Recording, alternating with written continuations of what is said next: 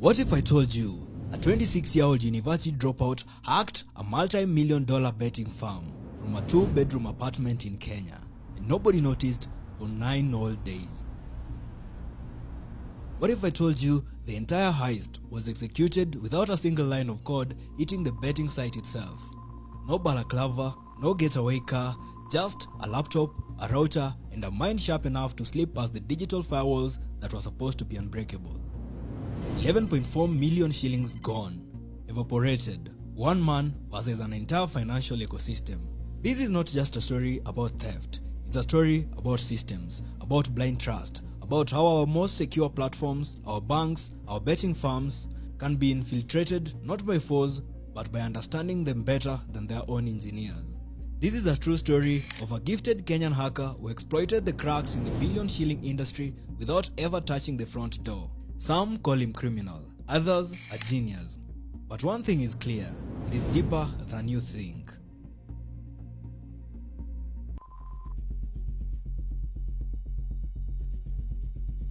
Before the heist, before the headlines, before the millions vanished, there was a small boy, just a computer, Seth Mwabe Okwanyo.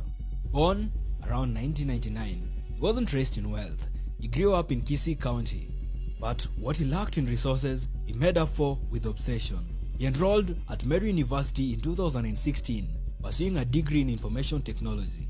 But by his second year, he was gone, dropped out, not due to failure, but frustration. He left academia, but never left learning.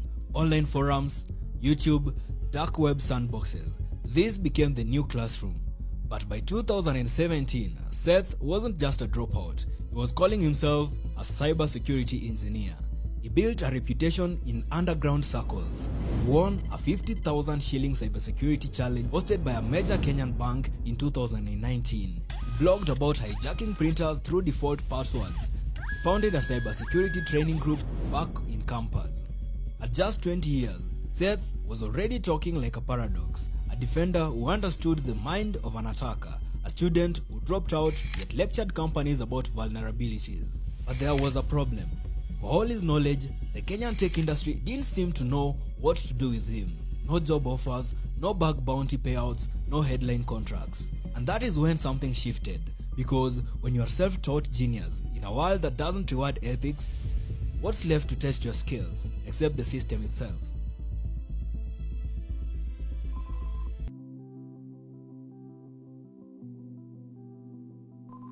July 16th, 2025. The time, just after 2 a.m. A betting firm's payment processor was quietly bleeding.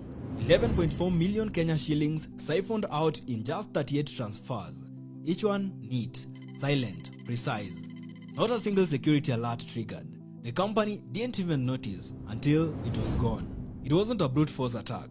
It wasn't phishing. It wasn't some Hollywood-style password hack. No, this was smarter, cleaner. This was surgical. You see, Seth didn't touch the betting platform directly. That would have been messy. No, he went deeper.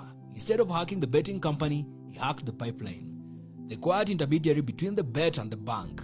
A payment service provider called AfriSend Money Transfer Limited. Think of it like robbing a casino by hijacking the armed truck that carries the winnings. Seth allegedly discovered a flaw in the way AfriSend's system interacted with PesaLink, Kenya's real-time interbank transfer system. Using admin-level access, or what tech gurus called a carefully crafted API exploit,